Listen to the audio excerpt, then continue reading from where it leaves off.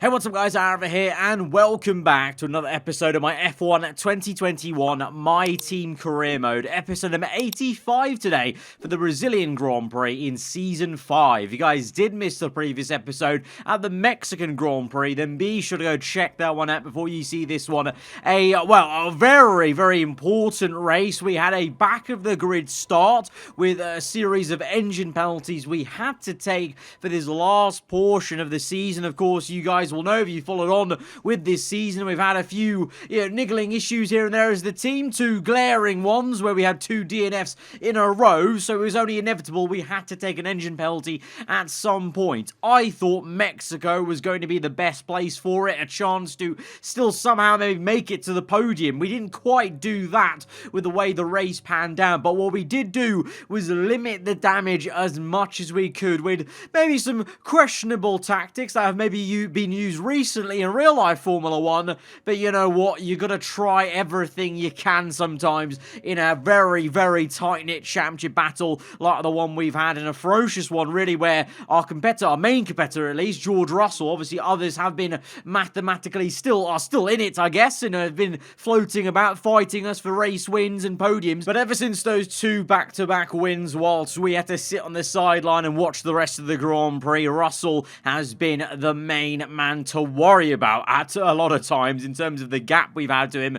You know, what was it, 42 odd points I think it was after the British Grand Prix. We've done so well to bring that gap down, but now it started to grow again after Mexico. You know, we took it back to the grid. Russell, not a surprise, was at the sharp end after qualifying, and we had to take a matter into our own hands a little bit, of course, you would have seen at Mexico, to limit the damage, and it meant that Antonio Giovinazzi, the Italian, got his first ever win in Formula 1 and for Red Bull, which is quite nice to see, something I think he deserved, as he enjoys a nice decent run of consistency after being let down by his team with reliability in the same way I was earlier in the season. So we come to Brazil, then Sao Paulo, and it's time for qualifying. Bit overcast with potential forecasts for rain, so as ever Brazil could be a big spanner in the works with the weather, and it's been a place for obviously some very dramatic season finales, some very dramatic end of races, but we've still got 3 rounds to go after this one with the addition of Australia into this season. So we've got Australia, Jeddah, and then Abu Dhabi. So this is the 4th last race. So, it is crunch time, but it's not quite, do or die quite yet. The gap is still doable. We can still bridge this gap despite losing the points we did around Mexico. We can bring it back around here. Let's hope the car is going well. Q1, we make it through. Bit of a formality for us. Leclerc, though, down in P11. I really hope he can speed up a little bit in the second part of qualifying, because, of course, also, it's not just about the Drivers' Championship. The Constructors is still very much not in our hands. McLaren, with a strong double podium, grew their tally in the Constructors after we did again, quite well to bring it down. They've grown it quite exponentially, really, in comparison, in one race at Mexico with that double podium. So I really need Leclerc to try and at least be as quick as Lando Norris, and to be qualifying near him to beat him, because it seems like, myself and Russell are pretty much joined at the hip in terms of seeing each other, near enough on the starting grid in qualifying. So let's see. We just passed Leclerc there on our first flying lap. I think he's already set his time, or his first lap. He may need to go again potentially with how he's been performing as of late. A bit of a mystery really of how he's performing so poorly. It's still being 100 rated, of course, and I think still at least 88 focus, and I've been trying to get his focus even higher in the activity timeline, but once again he is knocked out then. But at the same time, Lando is as well in P11. Myself and Russell do make it through. A very surprising turn of events for both Ferraris being through. Daniel Ricciardo joins Carlos Sainz in the top 10 for the first time in a long while there. Of course, Ricciardo retiring at the end of this season, so maybe trying to go out with a bang in the last 4 races. Last race's race winner makes it through, along with 2 Mercedes again. Another shocker. Yeah, that's how crazy and different this career mode's been. It's a shock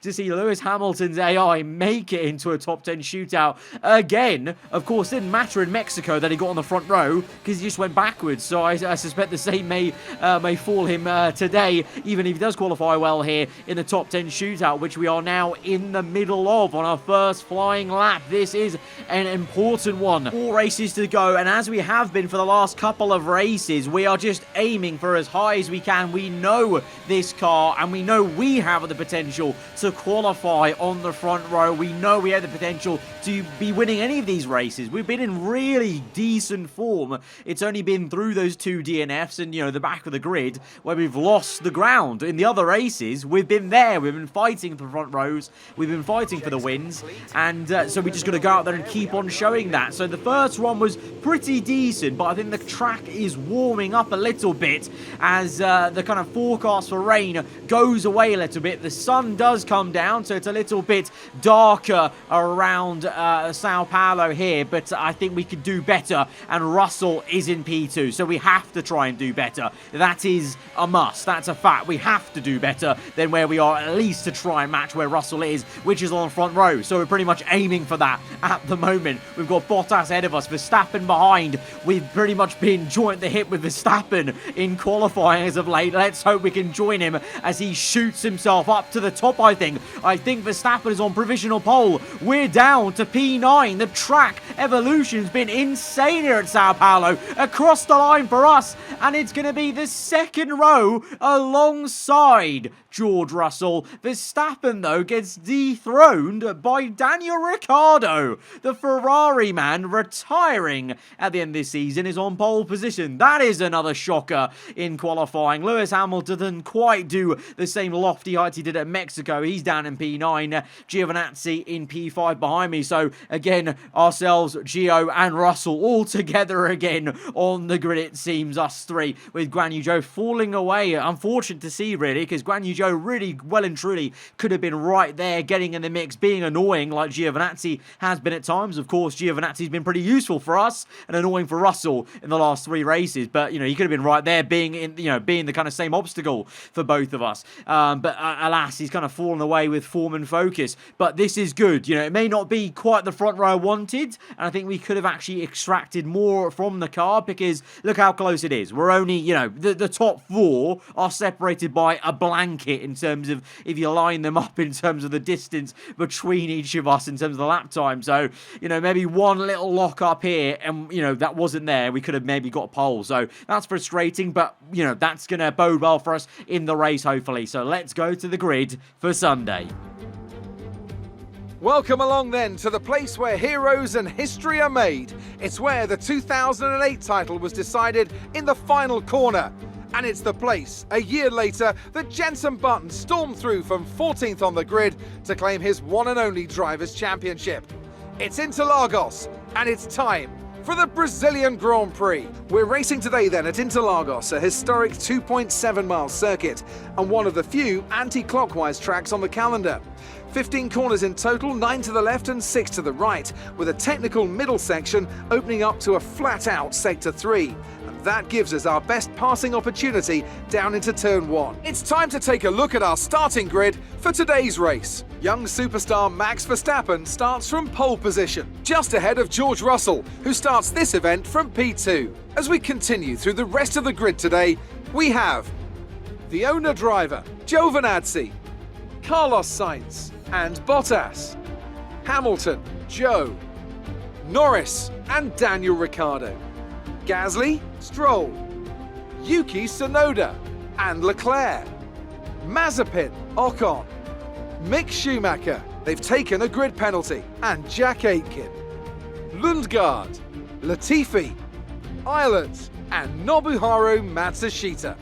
And now it's time to head down to the track. So in typical Ferrari fashion, there's a grid penalty to maybe spoil the occasion for Ricciardo. He is not on actual physical pole position anymore. It's Verstappen, and Russell now is on the front row. We're on the row behind him. So that actually makes it even more annoying for us even, let alone Ferrari. But, you know, still the goal is the same. Aiming for a race win, something we've been doing consistently, apart from when obviously things have been out of our hands with the back of the grid and the 2 DNFs. And I was maybe thinking there might be a chance Russell himself maybe has to do a back of the grid or at least take one set of 10 place penalties. There still will be a chance, of course, on the remaining 3 races, but today, on this occasion, he is still there where he qualified and now 1 grid slot higher, in fact. So we know the goal, beating him, aiming for P1. It's going to be difficult. Sao Paulo, the tyre wear, is always a bit of a mystery in terms of which strategy is truly the quickest. You know, traffic factors in, weather is always an issue, but it looks like we may have a full dry race today, in fact. So let's just go out there and try and maximize the potential that we know this car and we ourselves have as a driver. So here we go then to 5 red lights, the Brazilian Grand Prix. 4 rounds to go, lights out, and away we go. It's a good start for us. Russell a bit slow initially, but into turn 1, Verstappen all clear in P1. Russell comes back at us. We've locked up and got a bit wide. We're trying to wrestle the car through this center rest. We're alongside Russell, but he gets a great launch, as the AI usually do, through that bend on me. We've got the Williams on the outside. Bottas going for it. It's oh so close. Pixels separate myself from the rear end of Russell, and somehow we've actually managed to survive. P3, Bottas really brought on the onslaught on the outside and made it very awkward indeed. In the end, we squeezed him wide and he actually fell away behind Carlos Sainz, the Ferrari, up into P4. We're pressurizing Russell though, our championship rival, locking up into turn 1, maybe just seeing us in the mirrors. And so can we keep on just applying this pressure until there's a point where hopefully Russell is going to crack. Meanwhile, Verstappen from pole position, leading the way, breaking away, 2.6 the gap. But here we are on lap 3 then, a DRS activated, and for the first time we're pulling alongside Russell then. Purple first sector, down the inside, late on the brakes, and then wide on the exit to make sure Russell doesn't have any chance of defending that. And we're up into P2. Clinical move, and one that I wanted to make early on in this race, in this stint, as the tyre wear is going to start to kick in right about now. And into turn 1, despite having a personal best lap time, going a bit too deep and wide into turn 1. Maybe ourselves feeling the pressure from Russell. We now have to defend. We have to look behind us constantly and worry where he's going to be. He's on the outside. We've gone to the inside to defend the position. He is into P2 briefly. He's got the nose ahead, but we're going to try and just wrestle the car through on the left-hand side to maintain our second place, and we're going to do it despite the fact the rear end was squirreling away. And in fact now Bottas has joined the party. He nearly kind of got in the middle of things on lap 1. He has now indeed got in the middle of things here, and he's actually overtaken Russell, so he's done us a favor. That's great news for us. So we continue on now. Bottas, he's less of a threat to us than Russell. That Williams is really good in sector 1 and 3 up the hill in a straight line, but sector 2 it just can't keep up with this. So we're kind of almost pulling him along on the first first and last sector, and then kind of gaining on Verstappen. So that combination means that Bottas is still within 1 second of us, but both of us are now starting to reel Verstappen in. You can see the gap now is 2.5. It was previously about 2.9, even 3 seconds at one point maybe whilst we were fighting Russell earlier on. You can see my team now on lap 6 to 7 have said a change of strategy. They have actively now told me we should be doing the 2-stop. The race screen strategy at the start of the race said that the recommended a default strategy was a 1-stop onto the hard tyres, but they've seen the tyre wear. The tyre wear you can see right there on the bottom right, the front's crying out. The rear's not too bad, but the front's really quite poor, and you're going to start feeling that in sector 2. So the team have seen that and have thought the 2-stop's the way to go. And so as we continue on and continue to reel Verstappen in, there is that pit stop window opening. I don't know who else is going to join us on that. I would think some people would, seeing as my computer AI team and engineer has recommended me that strategy. It's not just been me actively deciding that. So we come in, Bottas continues 1, Verstappen, Russell, Giovinazzi, all of them for at least 1 more lap. So we may get a good undercut on them, or is it going to be a completely different strategy to everyone else? And if it is that going to be either great news for us or bad news? I don't know. Either way, our car is facing enough tyre where the engineers and I've been convinced now that the two-stop here in this Season 5 is the best way for us to go. And you can see the difference in terms of the grip levels on these fresh medium tyres, waltzing around the outside of Callum Ilott on the Aston Martin, round the outside of Christian Lundgaard and the Haas, then up into P17. Obviously, I know these are lower teams, lower AI drivers, but it's still, you can see the clear difference of acceleration. They're feeling the tyre where the others will. Russell will, Verstappen, Bottas, who is going to pull that trigger along with me and join me on the two-stop, or are they going to be all too stubborn and stick to the coded one-stop from the soft to the hard tyres that I'm sure the default was set for many of those guys, but we're having troubles overtaking Jack Aiken in the last sector. Brazil, just like in real life, sometimes in the game can be a little bit frustrating to overtake at, because there are so many, quite quick corners where it's very hard to find that narrow path around the outside or down the inside to make the move. But we're going to get through past Aiken. We're going to see Bottas on the left. So Bottas has joined us on the two-stop. He comes out right behind us, and he's on the soft. So he's like doubly committed to an aggressive two-stop. He's opted for the soft compound again rather than finishing with it, which is what I think I may do, or I may even go to another second set of mediums depending on the performance, because I think at the moment these mediums are actually doing so much better than the softs could ever do, even if I had a brand new set of them to have at the end of the Grand Prix. As we get past Mick Schumacher up into P13, and we're just trying to make our way through this entire train of traffic of about 5 cars. They're all separated by about a second between each as we're going to get through Nikita Mazepin in the Alpine. He's a bit frustrating. Overtake, almost brake checked us up the hill a little bit, but we're going to get him and immediately be on our way and try and catch up to his teammate Esteban Ocon there, trying just to maybe lose the least amount of time really in this traffic, because if the others, lap 13, they're not in yet, so I would assume your Verstappens, Russells, Giovinazzi, those guys all at the forefront, they're still committing to the one stop, then the hard.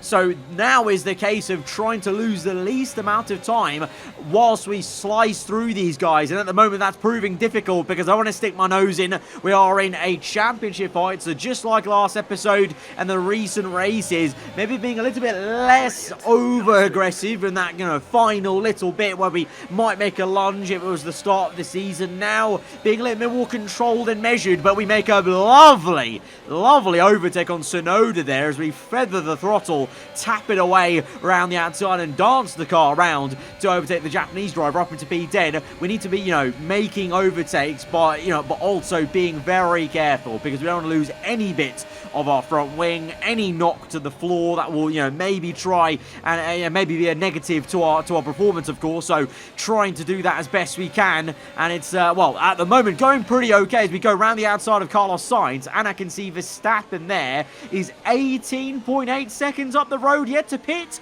on lap 14, so he's gone so long on those softs. Remember, we pit around lap 8, so he's nearly gone twice the distance. So 18 seconds though, 18.8, that should be well within the pit stop window, and there it is. It is within the pit stop window as we fly through into P1 for the very first time in this Grand Prix. We lead the Brazilian Grand Prix. Verstappen's in P2, he's on the hard. Stroll, Bottas, Tsunoda. Stroll and Tsunoda yet to pit in this Grand Prix, so I don't know where Russell is. I assume he's behind Tsunoda on the road, so still behind Bottas then, which is an important thing to note. But for us now, it's all about just trying to grow this gap as much as we can. So lap 16, getting our head down, green first sector, green the second, so no purples, but I think this may just go on to be the fast lap of the Grand Prix, despite that lack of purple colour on the top right there, as we use the last of our ERS across the line, and it is going to be the fast lap of the Grand Prix, showing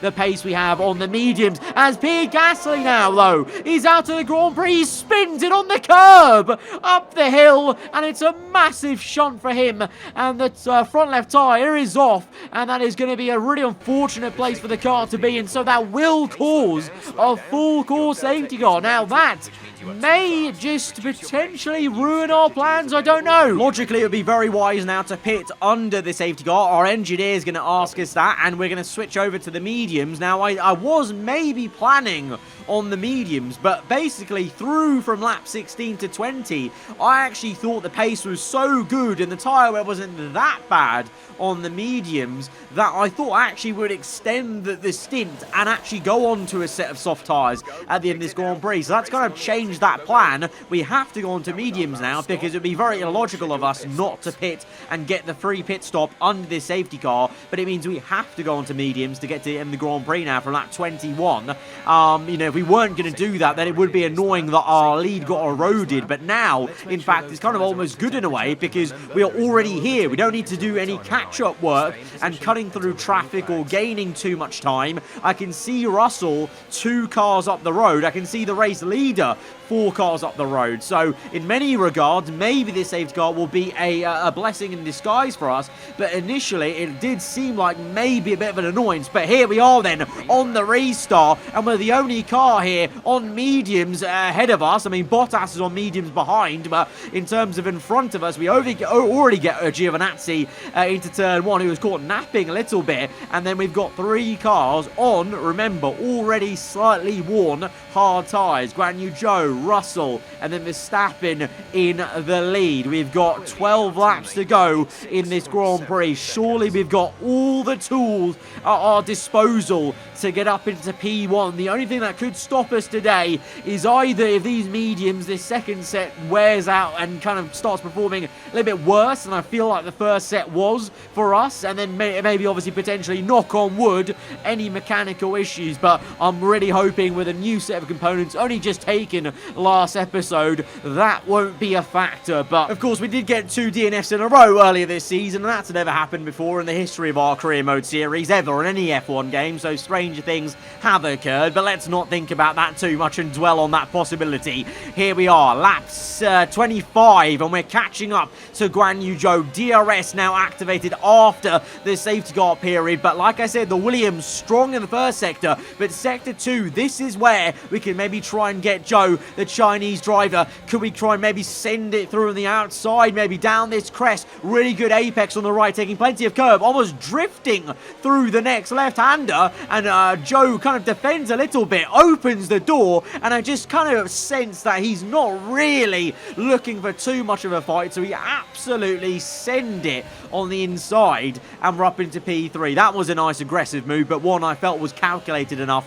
Zhou clearly struggling a little bit in sector 2, either just with his car or the tyre wear actually, because Bottas, his teammate, is right on the back of him now, and now we have free reign to now look at the back of George Russell's car and Verstappen up the road, and we're right here now. We're having a look left and right, but we just can't quite make any ends meet on the outside or the inside of Russell. Kind of just, you know, he's got his mirrors full of us, but we're very equally matched, you know, around a circuit like this, it seems. We have a little dive around the outside, trying to maybe spook him a little bit, trying to maybe set a move up like we did against Guan Yu Zhou, but he's not cracking at all. Russell remains calm, and the difference also is Russell has DRS off Verstappen, so every straight, the McLaren is in a really good position right now just to be towed along by the Mercedes, so that's helping him as well. And in sector 2, like I said, it seems like our car and the McLaren very closely matched, but now Russell, oh, he's going for a move. This could be crucial for the championship fight. This could be crucial for this race. This is now desperation time. We have to get past Verstappen, and we have to now get on the back of Russell because he's in the lead of this Grand Prix. We can't have him winning with us in P3. That's a calamity. Minimum, we need to be getting past Verstappen here, but Verstappen now is proving to be a good blocker. He was a bit susceptible to an overtake, of course, from Russell with no DRS, but now he's going to have DRS from Russell himself, so he also might be a difficulty to overtake in a straight line. You can see that we're trying, but we just couldn't get the racing line around the outside there. Got caught up a bit too close, ironically, to the Mercedes rear wing. If I was actually a bit further back, I could have maybe tried what I did on Sonoda, but because I was too close to Verstappen's rear wing through that hill section, we just couldn't do it, and now we just can't get that, you know, clean run on the outside to confidently make the move in that section. of the circuit, so it may have to be somewhere else. Lap 32 on to 33. We are running out of laps in this Grand Prix,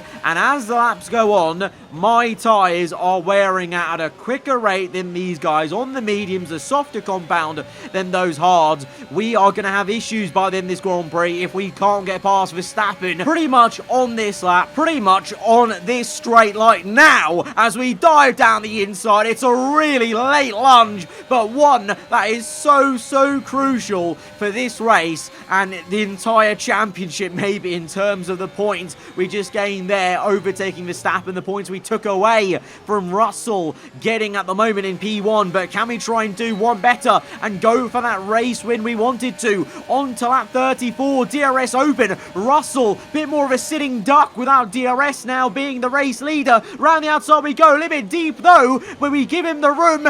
So close on the left-hand side there. Our tyres almost touch, and now it's a drag race down to the next left-hander. Verstappen involved as well. Russell, though, is going to come back with an equally large dive bomb in the same place we got Verstappen, but we're able to hold our own and maintain P1 for now. Lap 35, the second last lap of the Grand Prix. Looking behind us, Russell's got DRS. We use a decent amount of ERS to defend and make sure Russell has no chance to go round the outside or even dive to the inside there. But how we overuse the ERS, we need as much as we can get on this hill section onto the main straight. We've used a lot, and it means Russell is going to fly past us on the outside there. He's fully into P1. We have to actually try and brake later than we maybe would have to try and jockey for position. We're now narrowly just being squeezed out down to P2, but we have DRS. That could be our advantage. Verstappen's there as well. Guan Yu Zhou, 4 people fighting for the lead of this Grand Prix.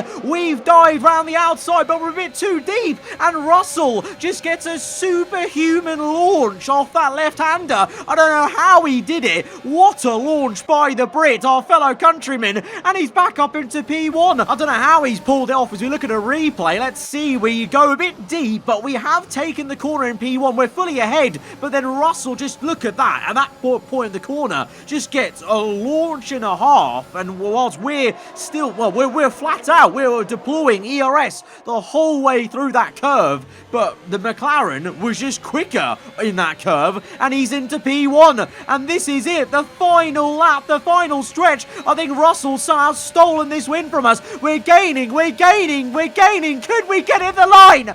No, we can't. We're separated by thousandths of a second at the line. It's not quite the ending we wanted. My God, was that a race though, but Russell gets more points over us. We've witnessed some great battles around the historic curves of Interlagos today, and they've taken a fantastic win. And talk to me, what do you think it was that sealed the win for them? Well, they played the safety car to absolute perfection. There are so many factors to worry about once the race is neutralised. I mean, do you pit for fresh rubber? Do you have the space behind you? How much fuel can you save?